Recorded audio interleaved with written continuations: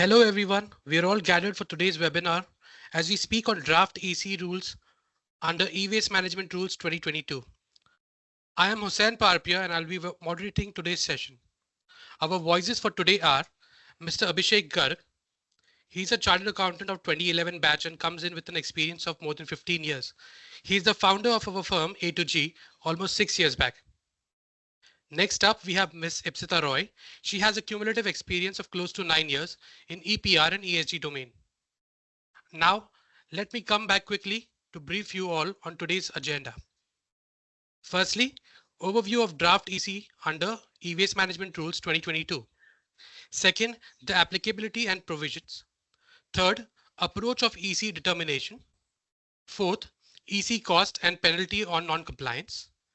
And fifth, and lastly, QA session with our expert panel. Without further ado, I welcome our first speaker for today's session, Mr. Abhishek Garg.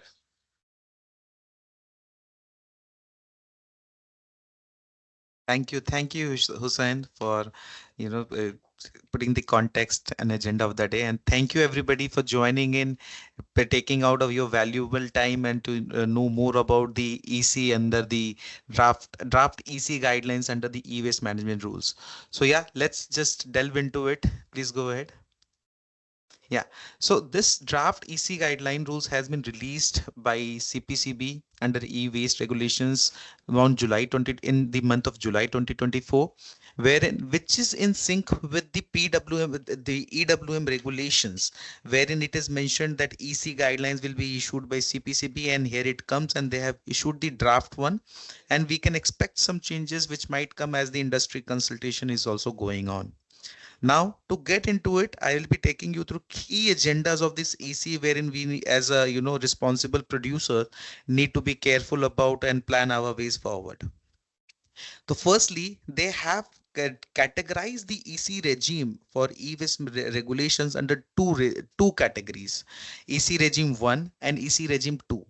The EC regime 1 is for penalizing the producers for any shortfall of their end product wise EPR target. And under this EC regime EC regime 1, there are two kind of regime what they have explained, which I'm sure the next speaker will be taking you through in detail. But this is precisely for the producers wherein there is a shortfall of their EPR target.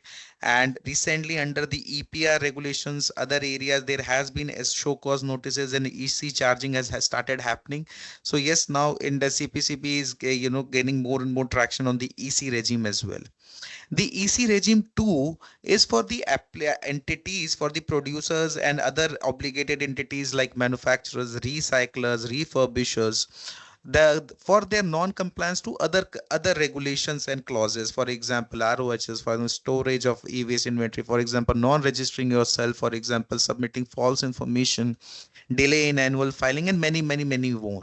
So this kind of a way they have clearly identified who are the violators, what is the violation, what would be your EC cost, what will happen with the EC cost. And another important thing what they have said is that EC cost is not going to absolve your obligation. So today, if there is a producer whose 1,000 tons of EPR target is not fulfilled, and there is a EC, they will charge you EC, they will collect that EC as a deposit, and you still have to fulfill that 1,000 tons within a stipulated time frame. And as you keep on completing your fulfill your shortfall of target of 1,000 tons during that time period, the government will return back you the fractional amount of EC, refund back and during the periods, and that is what they mentioned under the draft guidelines. So this is about the basic things of EC. Further, what they have done, as in the guideline, as in the regulation, it is clearly mentioned about the EC, the EPR credit cost, which wherein the minimum and maximum rate is also been fixed. So under this regulation, they have also specified that the EPR credit cost for the recycled material, the end product wise, will be ranging from minimum cost of 30% and 100% of the EC environmental compensation cost what they have arrived. And this basis can be basis of the end product wise category rate, and as also on the basis of the triple E category wise EC cost what they have derived, which I'm sure Ipshita in the coming section, she will explain you better in detail how they have derived, what is the boundaries they have taken, and precisely what they have done. If I have to give you a gist about it, they have kind of framed that these are the output materials and they have taken a lesser rate than the available market price of those materials. They have added the cost of transport, cost of collection and transportation, which is standard 25 rupees. And they have multiplied 30% and 100% to arrive at minimum and the max cost for the end product wise EPR credit cost. And they have included the processing cost of recycling for those kind of minerals, which is a major cost which is adding to that huge bundle of cost of EPR at the end product wise. And they have also given, on the basis of average composition under one triple E category, the EC cost at the category level as well, so that Ipshita will take you through. Further, it's not only about EC. If a company, an obligated entity, is doing the default again and again, so there's a first default, there's a second default, there's a third default, then there are provisions mentioned for cancellation of registration.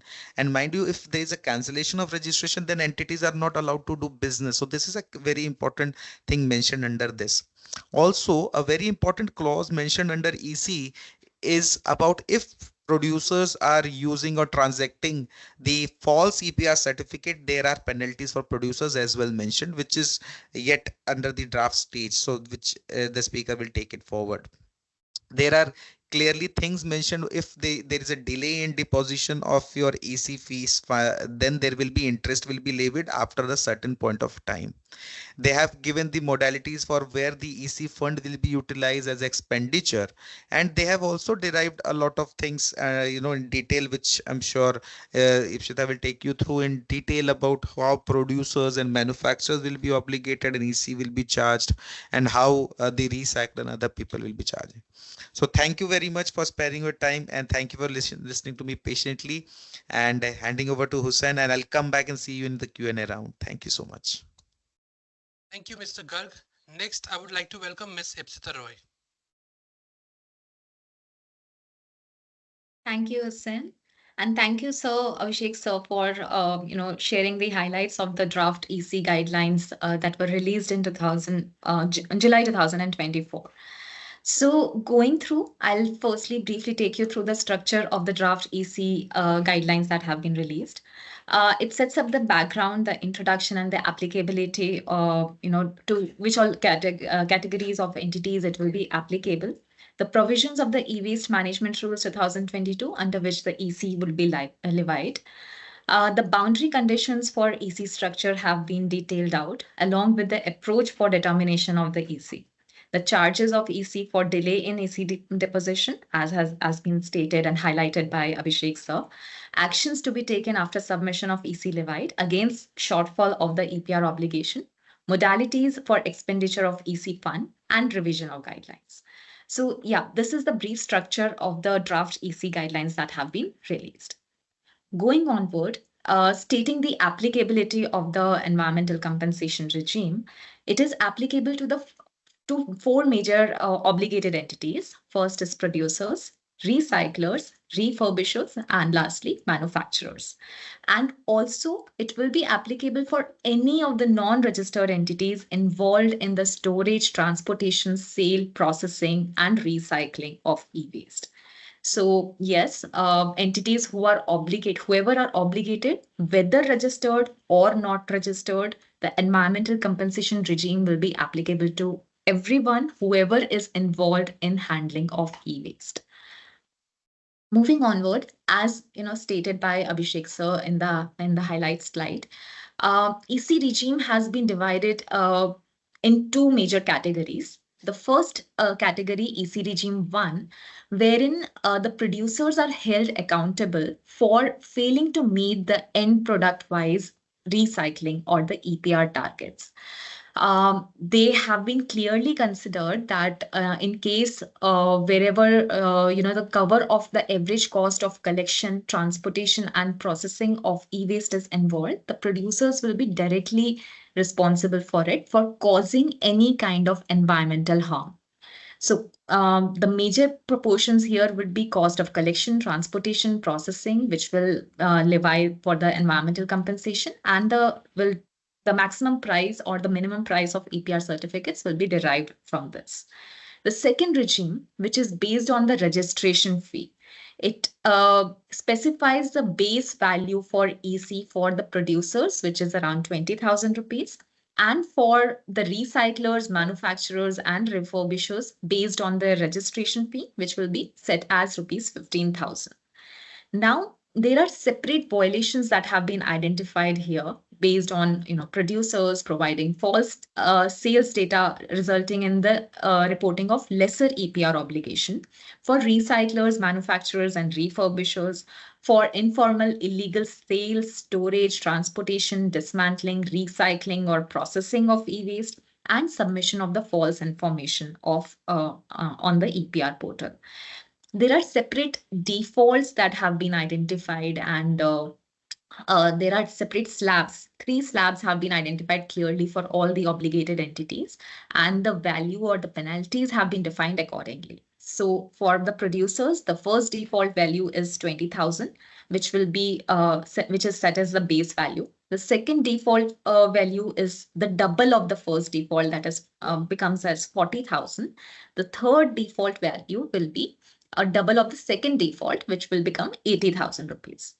On providing the false sales data and resulting in the lesser reporting of the actual EPR obligation, the penalty would be 20,000 rupees plus the quantity of the false sales data that has been reported multiplied by 93 rupees per kg. For recyclers, manufacturers, and refurbishers, based on their registration fee, the first default fee is rupees 15,000. The second default will be doubled, 15,000 into 2, which will become 30,000. And the third default fee will be the double of the second default fee. So 30,000 into 2, which will become 60,000 rupees. For any mishandling of the e-waste, the EC that will be levied will be 15,000 rupees plus the quantity of e-waste seized, which was handled informally or through illegal sales, storage, transportation, dismantling, recycling, etc., into 93 rupees per kg of the seized e-waste. Finally, for the submission of false information, the EC levied would be 15,000 rupees plus the quantity of false EPR or the refurbishing certificate that has been generated into 93 rupees per kg. So this is, the gist of the EC regime 1 and 2 that have been stated in the EC guidelines. Coming to the approach of EC regime 1, these have been further divided into end product wise EC and EEE category wise EC. So when I'm talking about the end product wise environmental compensation that has been levied, this would depend upon 3 major costs, that is the cost of collection, the cost of transportation, and the processing cost. So the processing cost of all the end products have been defined in the EC regime. This is based on the values taken from the industry. And the cost of collection, which is idealized as 25 rupees per kg. Now, in case of here, the all the 3 costs will be added up, and the environmental compensation in this case for all the end product wise will be EC at the rate of 100% would be rupees 2,575 per gram of gold.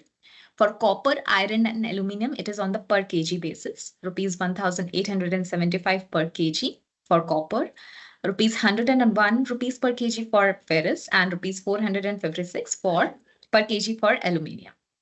Similarly, the 30% minimum EC charge are also been identified. Simultaneously, the EEE category-wise calculation of EC has also been defined. So this is derived based the EC value of end products and the average percentage composition of end products in the EEE category. And likewise, the values have been derived on basis of 100% and 30% value. Moving on, I'll be taking you through the violations and the actions that have been defined under EC regime 2. So the first violations that have been defined are on the basis of the registration. In case if the producer or the manufacturer is not registered or has failed to migrate from the erstwhile e-waste management rules 2016 to the e-waste management rules 2022. This is applicable only to the producers. Failure in registration renewal on time for the manufacturers, and entity dealing with any of the unregistered entities. In all of these cases, the EC regime 2 will be applicable, wherein the tenure has been defined as first default to be 15 days. The second default timeline is defined from 16th to 30th day, and the third default time will be from the 31st day till the grant of registration. In case the applicant to register on the e-waste EPR portal and the EC will be levied in that case, actions and penalties are defined on the basis of Environmental Protection Act. The second violations are defined on the basis of submission of false information or willfully concealing the information. So for different cases, the EC regime have been identified based on the values. And beyond the third default, the cancellation of registration will be issued by CPCB up to 3 years as decided by the committee. Further, the actions and penalties will be as per the Environmental Protection Act. Moving onward, there are further obligations defined for, further violations defined for producers and manufacturers based on non-fulfillment of obligation. In case of non-fulfillment of EPR obligations set out in the rules, the EC regime 1 would be applicable. For EPR certificates, or that is the transaction or use of false EPR certificate or any unethical practices for transaction of the certificates, so EC regime 2 will be applicable. Further, the suspension of registration will be there for a period of minimum 6 months to up to 3 years as decided by the competent authority.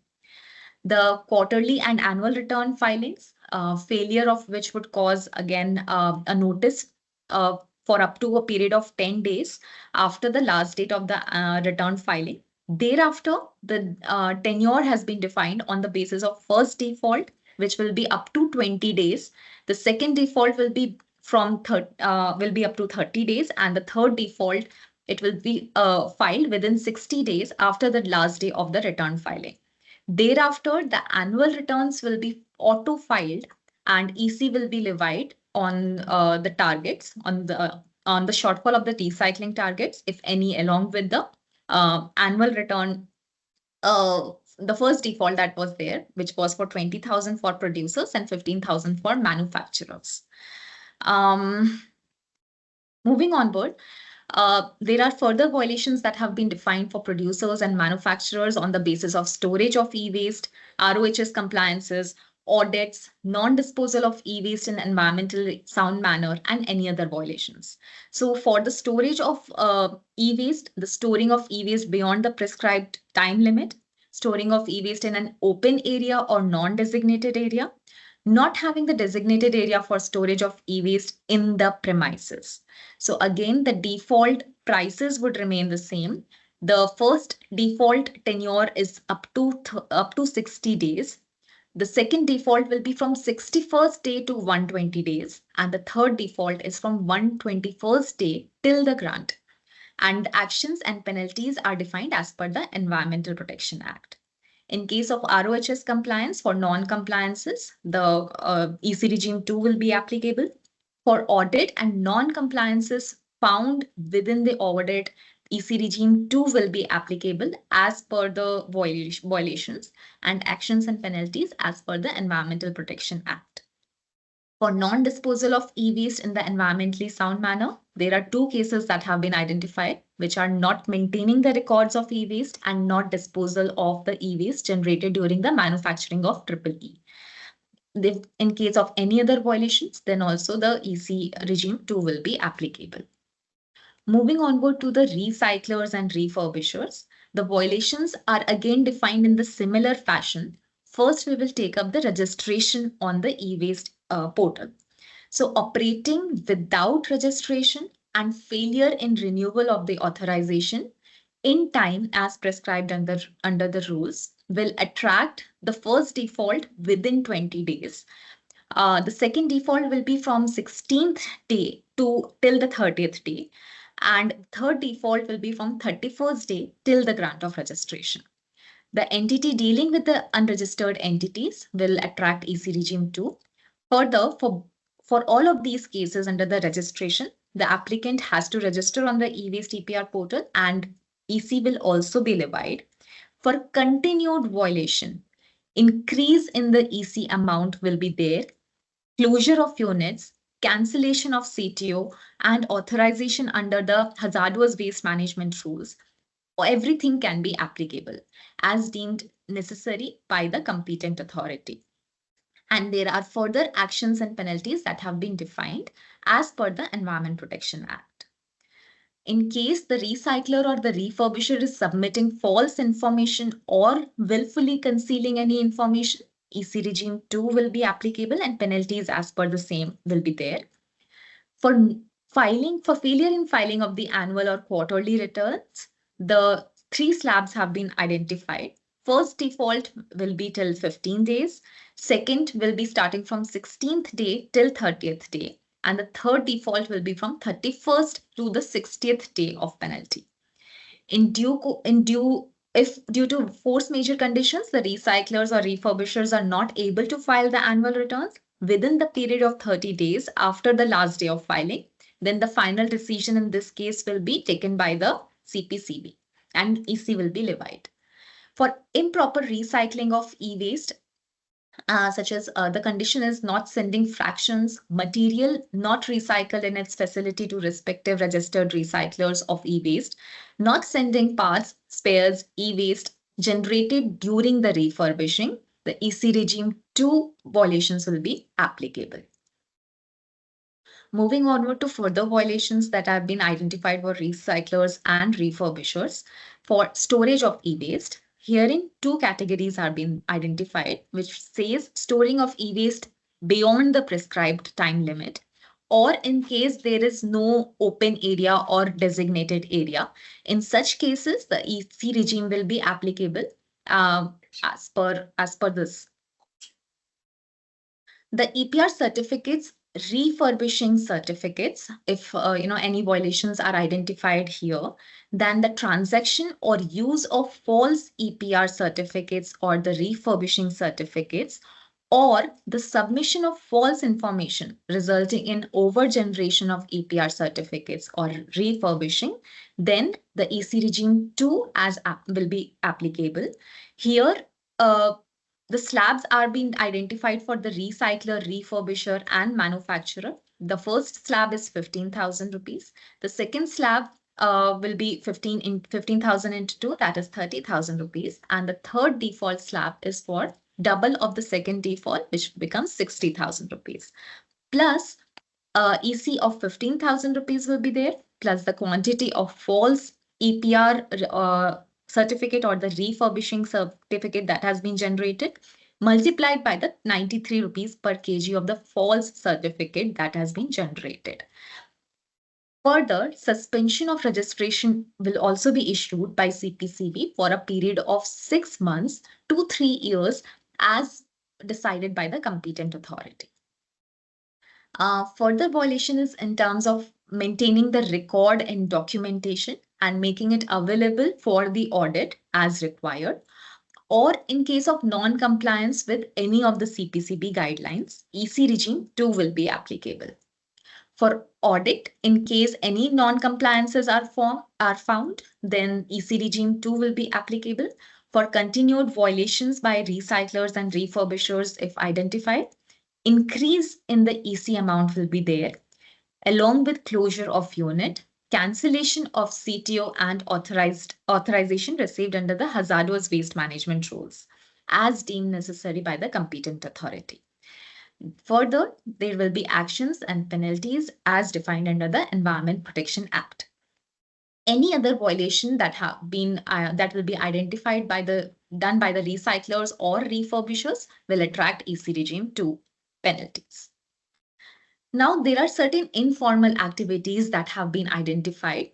This is applicable on both producers and on all the obligated entities, in fact, producers, manufacturers, refurbishers, and recyclers, any informal, illegal sale, storage, transportation, compensation, dismantling, recycling, processing of e-waste by any person, shop, or entity.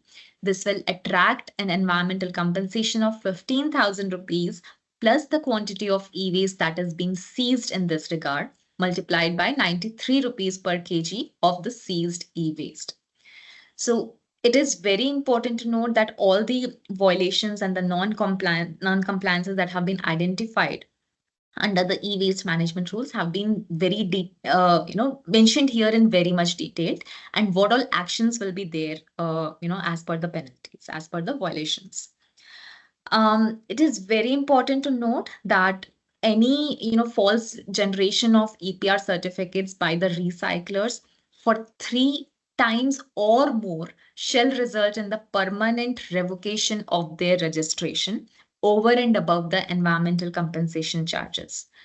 This brings us, a very important point, that why all the verification of the EPR certificates is required. And A2G in this case has been doing the recycler risk assessment, which analyzes all the details of the recyclers, right from the compliances to inward of the e-waste, how the e-waste is in processed, what is the outward, what is the material balance, and how is the entire activity going on. Based on all of these checks, the assessment is being done, which helps in identifying what is the true value that has been generated by the recyclers on recycling the e-waste.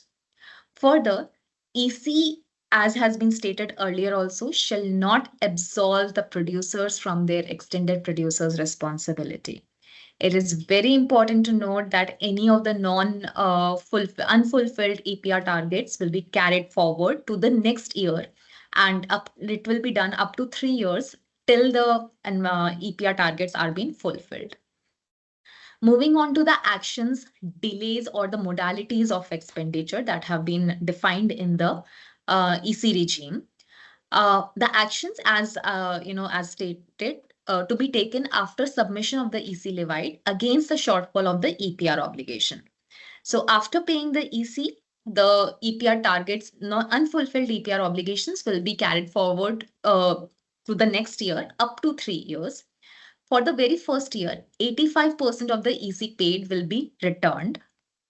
In 2 years, 60% of the EC paid will be returned. And subject to 3 years, if you are able to fulfill your obligation, 30% of the EC paid will be returned. Thereafter, please note that no EC will be returned in case there is still shortfall addressed beyond 3 years. Further, EC charges for delay in EC deposition. The producers, manufacturers, recyclers, and refurbishers, or any other violators must pay the EC charges and financial penalties within the deadline stipulated by the government. If in case the payment is not made on time, there will be an exponentially increase in as outlined.